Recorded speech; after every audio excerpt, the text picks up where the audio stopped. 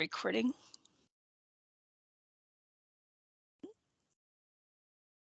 Okay. Okay. Welcome to the February meeting of the Washington State Human Rights Commission. And I'm Chair Cook, and I'm calling the meeting to order. And looking for my agenda, there it is. and we will begin with the calling of the roll, please. Yes, Chair Cook, Present. Commissioner Gamboa, Commissioner Spey, Present. Commissioner Tran, Present. Executive Director Andrita Armstrong, Here. Assistant Director for Enforcement Jacqueline Strong-Moss, Present. AAG Kristen Lamson. Present. Good morning. For the record, Allison Ripper, Commission Clerk. Any other callers on the line wishing to state their name for the record may take themselves off mute and do so now. Deborah Gonzalez, Administrative Services Manager.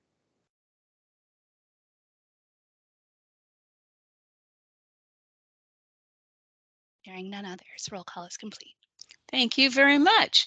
Well, we have the introduction of our new assistant director down the agenda further, but I really think it's appropriate to welcome Jacqueline now and introduce you. And so, Andrita, do you want to introduce us to Jacqueline? And Jacqueline, you can say a few words to the commissioners and welcome with us. So glad to have you. I'm so excited to introduce to you all Jacqueline Strong-Moss.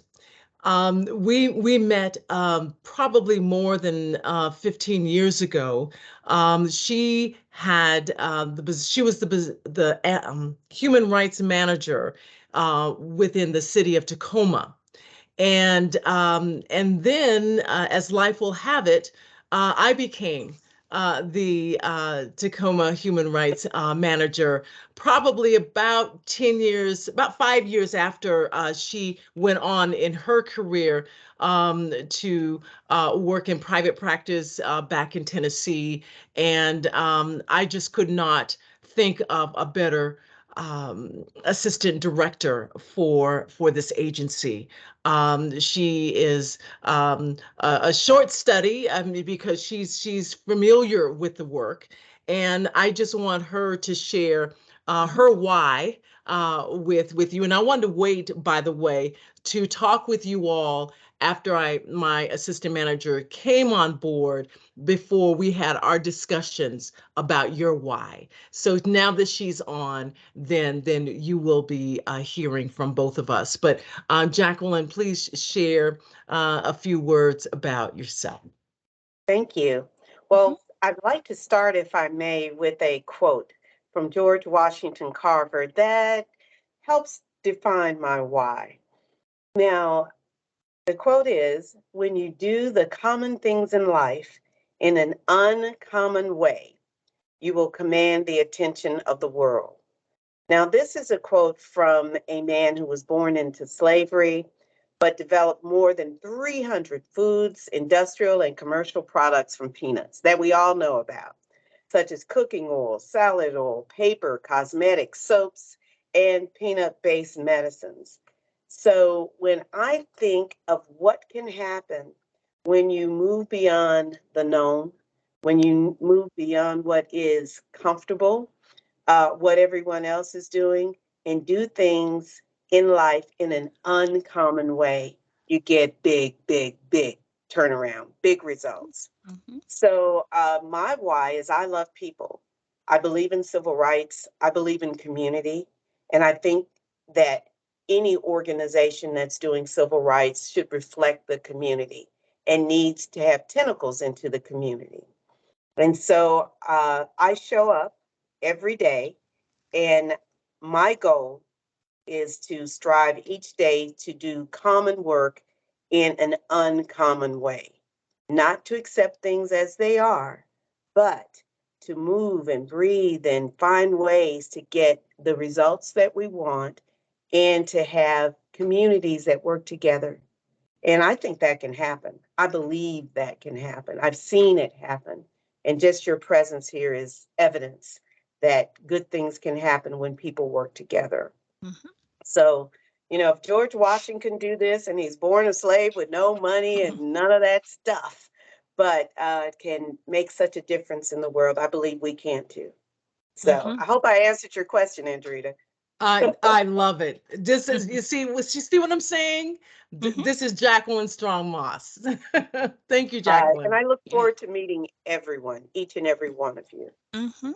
Excellent. Well, we are glad to have you here, and I participated with Cheryl and Andrita in Jacqueline's interview, and she did a really good, solid job on that interview, and so we're really glad to have her. And we didn't have to take as long as we took to get to our executive director, and it's probably a good thing because we didn't have, as has been the case for us, not much in the way many of candidates. So I was Mhm. glad that we actually had one that we could actually take, because otherwise it was like, oh no, we're going to do this again, but we didn't have to. So I appreciate that so much. All right, let's have the approval of the January 26th minutes. And I will start with a motion to approve the minutes, and then we will take any changes or additions. So first, a motion, please. Jeff I- Spade, so moved. Thank I you. second.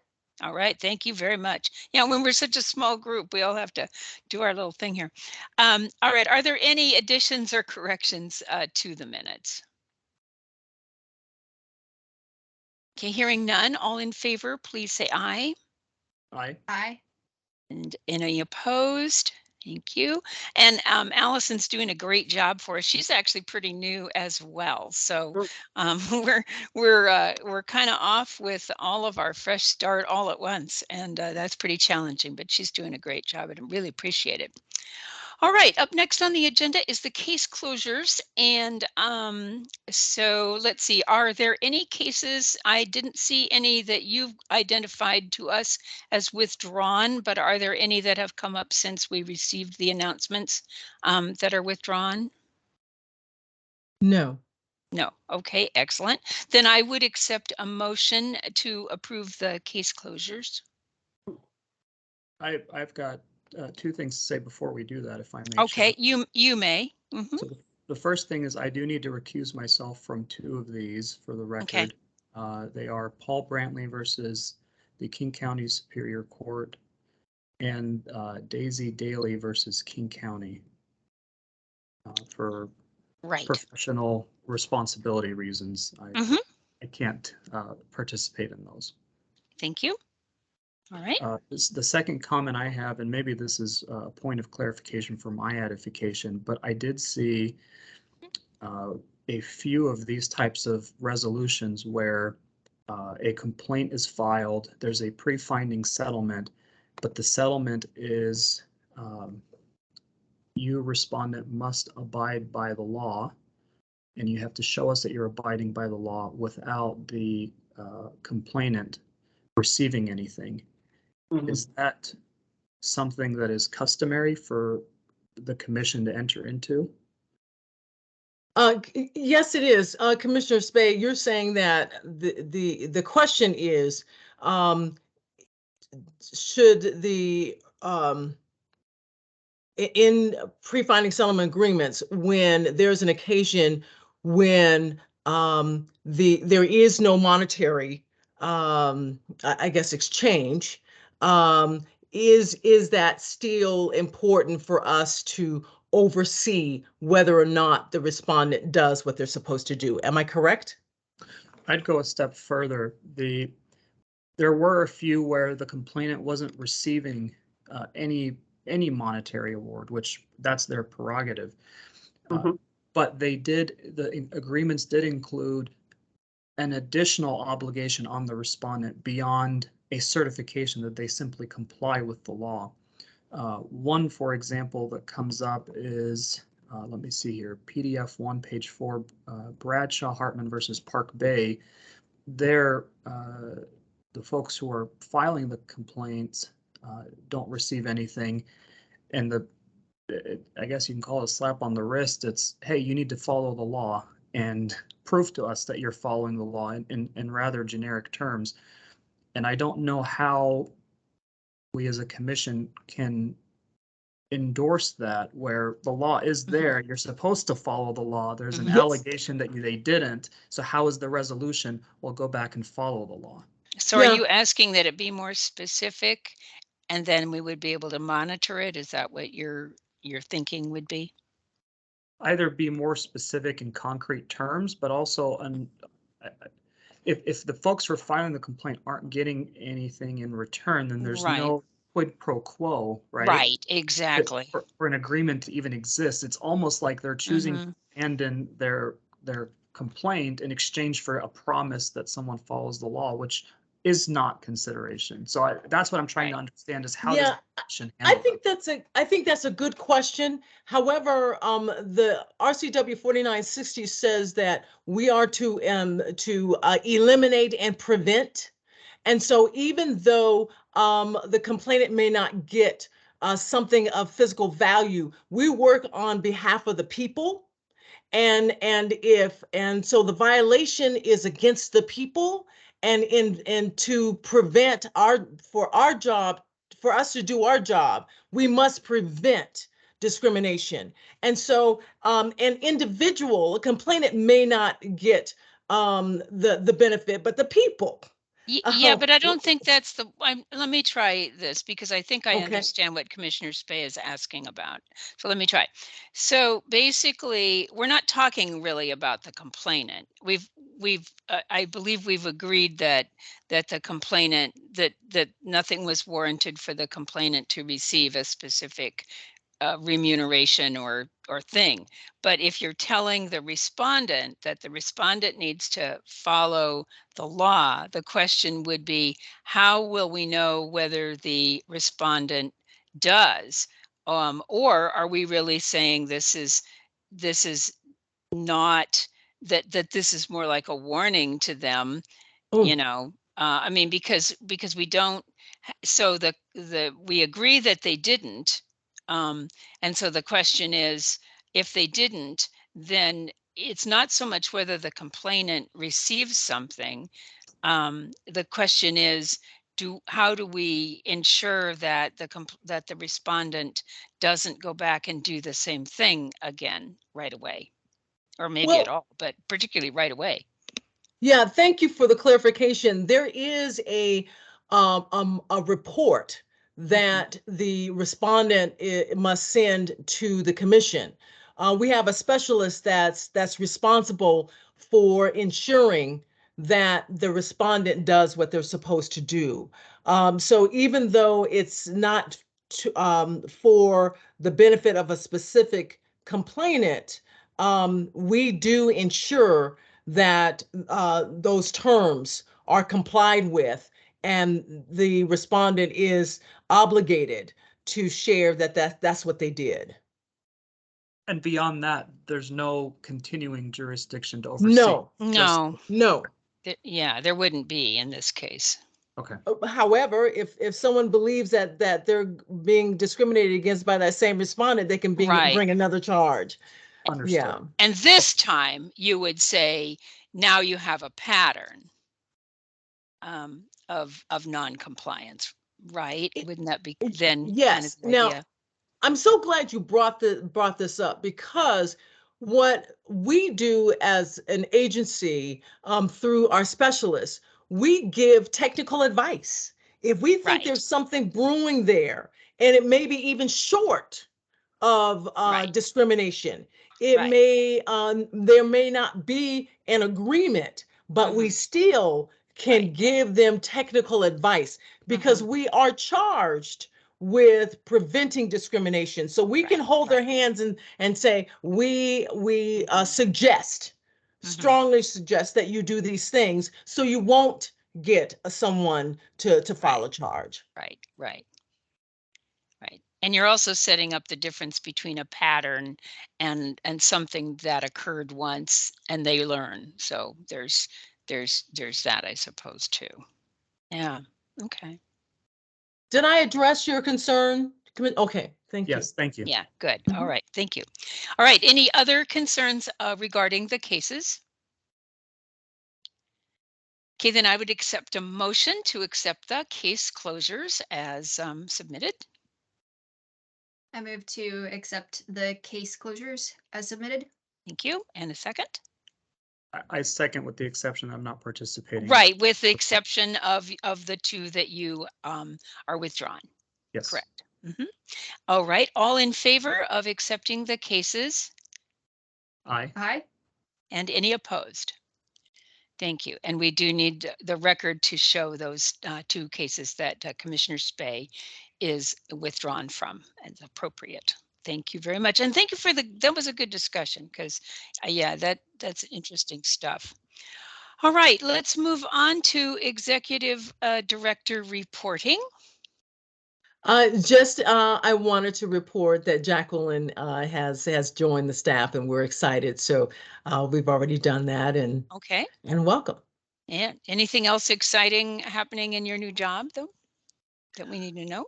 Well, I am just the staff are not only welcoming, but they are passionate about their work. Jacqueline and I have had a discussion about our staff, and maybe we're biased. Yeah.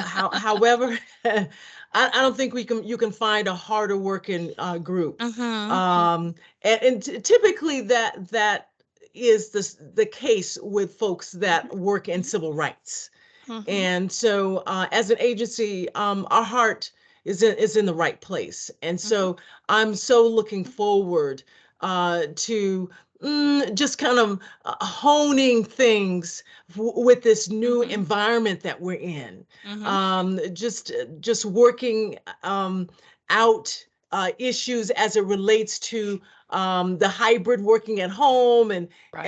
and work. I mean, there's so many other things that I think that the pandemic has just kind of thrust us into another world. And so Yes, I'm very rolling up much. my sleeves, and Jacqueline and Okay. I, certainly with the tutoring of Cheryl before she leaves, and it really going to work with addressing what this new day presents us. So Right. thanks for asking, and that's what's on our agenda. Good. All right. Any questions for Andrita? I do have one.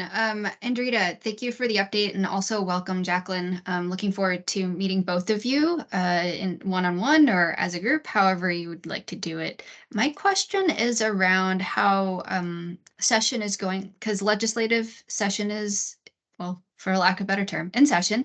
And we had our eyes on a couple bills. I don't remember which one they were anymore. They're in my notes somewhere. How is that going and how can I help?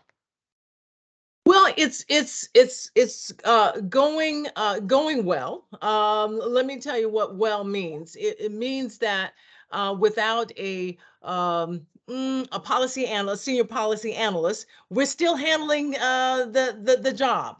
Um, uh, our agency was asked to be at the forefront of a couple of bills. One that related to discrimination being a part of contractors and subcontractors who have who's doing work with the state, and believe that they were not paid or mistreated in some way because of a protected category. So we were asked, what's the fiscal impact here for you all? And our message was, we, it would be added as a protected category. We're in the business of preventing and eliminating discrimination by doing these kinds of investigations. And so we would work with OWMBE and other state agencies that if these folks thought that they were being discriminated against, certainly they come to us, and we just add that as a protected category. Now, that bill underwent a number of changes.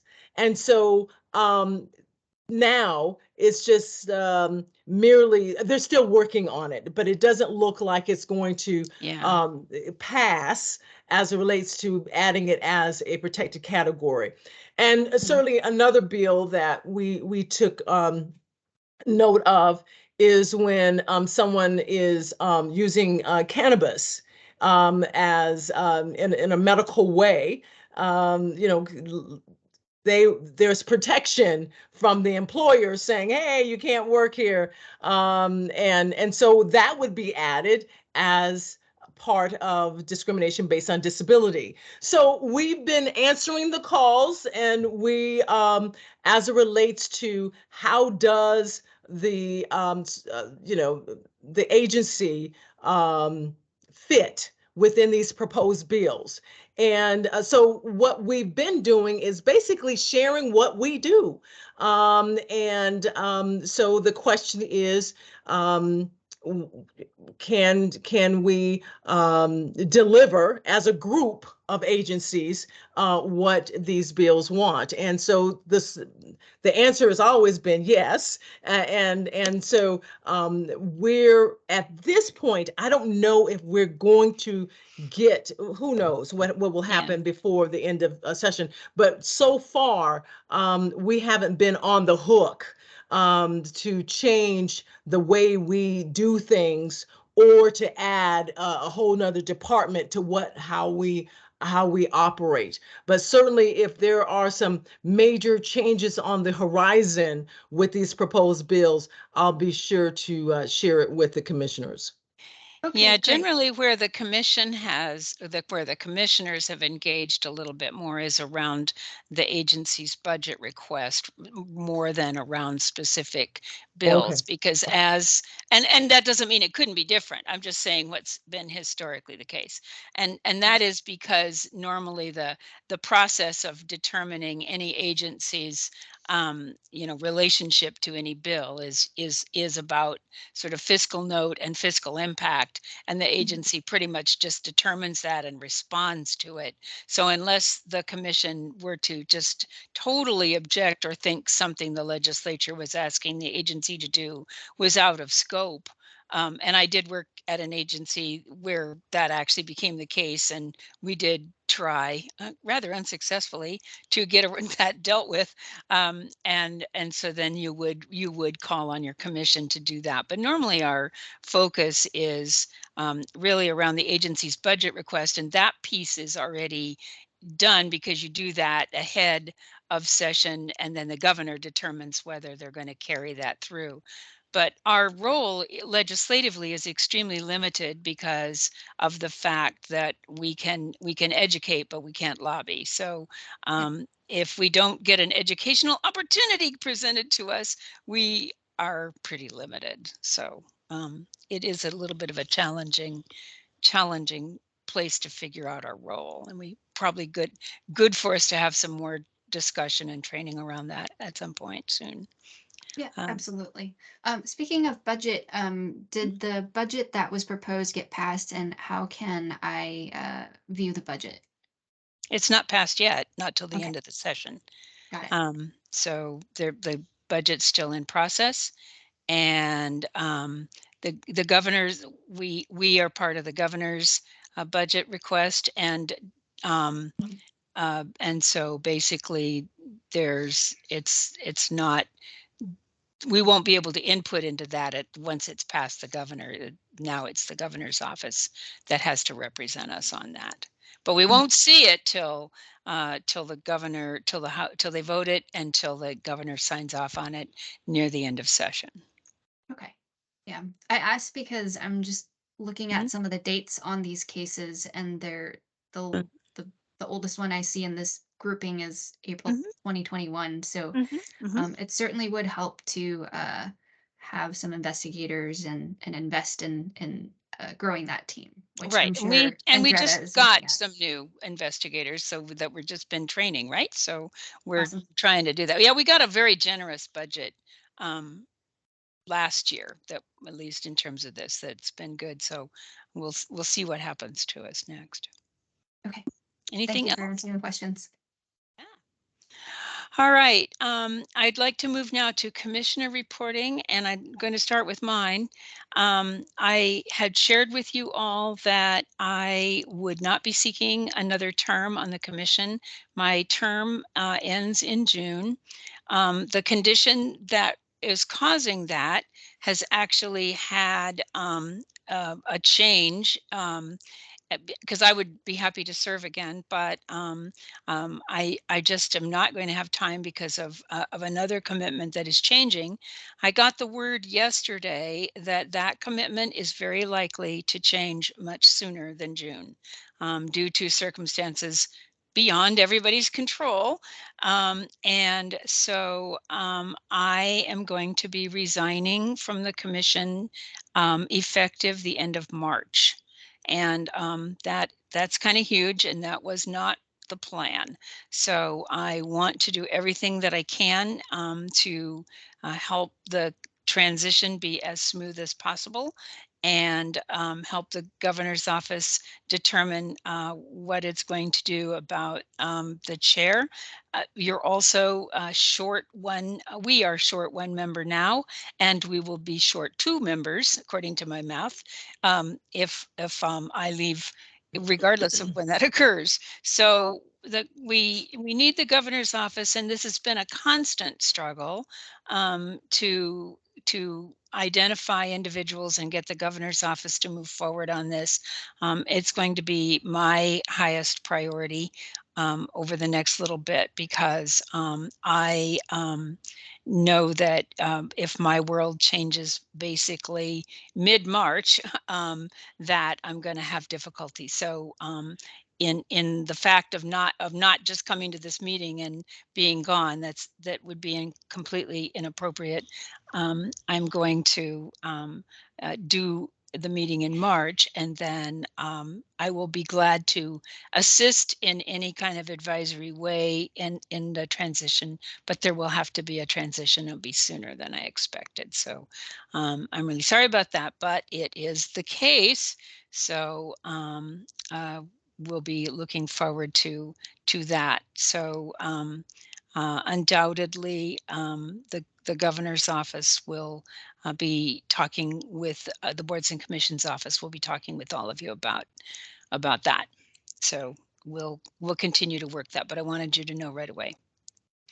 If And I I may, just found out yesterday, so I actually haven't had too much warning either. So you really are finding out right away.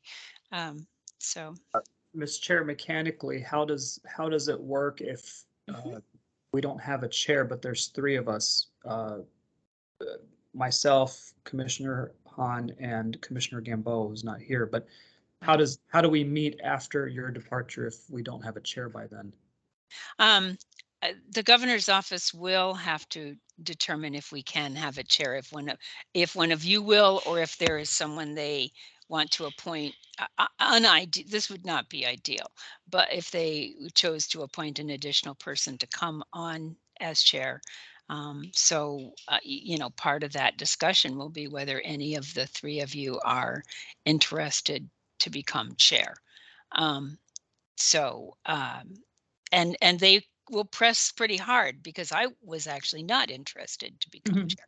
So so I don't ever want to suggest that that was what I had in mind, because I really did not. I actually knew that it was going to be a lot for me to take on, but they had really done some pretty good thought process on why they wanted me to do it. So anyway, we will work this through, and it I am prepared for the possibility that they will try to negotiate me. I could negotiate through May. I would prefer not to, and I'm going to be starting on the grounds that I'm not, but I can't make the June meeting. So I could potentially, and so rather than have us in a trauma, but I'm not offering it. So we'll see how we go. Yeah. So yes, and usually they don't review our recordings, so they won't know that I just said that I would. But I really am trying to do this in as responsible a way as I can, and I've just got more than I can do. So, any other commissioner reporting? I'll yes. go. Uh-huh. So this past Monday was World Social Justice Day, and I had the honor and privilege of being on a panel at a local book lounge for that day. Some good discussions coming out of it. Some of the panelists and some of the community members spoke about, and I explained what the Human Rights Commission was. Because not a lot of people actually understand Sure. what it does. And so that part, imparting some of the education there, there's definitely people concerned about stereotyping and discrimination. That definitely came up as a theme during the conversation. So I was happy to at least address that at a state level. We do take on discrimination cases, and it's and something people are interested in learning about too. So this is a series of discussions. So there might be another discussion wholly around the Human Rights Commission or around discrimination and how it's handled within the state of Washington, because this is Washington specific. So just a heads up that I'm going out there and I'm spreading the word about what the group is doing and just providing some education. Great. Thank you. All right. Anything else? All right, let's have our AG update. Good morning. This is Kristen. I do not have any legal updates for you, but I did want to say welcome to Jacqueline. And Commissioner Tron, I could also forward you a link to the OFM budget website. There's actually a really good budget website on the OFM site, and they have all the proposed budget materials, all the current budget materials, and they do break it down by agency, so you can actually find the human rights budget proposal. So I'm happy to forward that, or if Andrita or Cheryl has that already, that's a great resource for people to be aware of. And then I will just also say that it sounds like there's some more transitions coming up, and I'm also available to assist with any of the commission, especially the meeting and voting issues as you get a new chair on board. So I'm available for those questions too. Yes, and she's most helpful. So please keep that in mind. It's very, very good. So appreciate that a lot. Yeah, it's a real challenge to kind of walk this tightrope of trying to work things through and follow all the protocols. So I really do appreciate the support we've had from the AG's office, both around these issues and around personnel and around all the other stuff that you all do for us. So I'm very grateful for it. Thank you. Excellent, excellent. Thank you so much. Any questions? All right. Do we have any public comment today? Okay, then I believe, do we have any other additional business to cover today?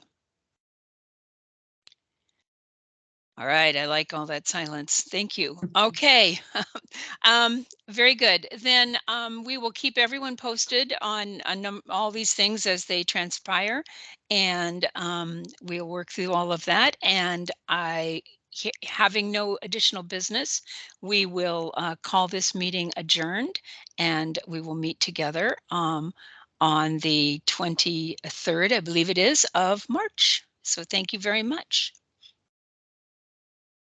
Thank you. Thank you. Thanks.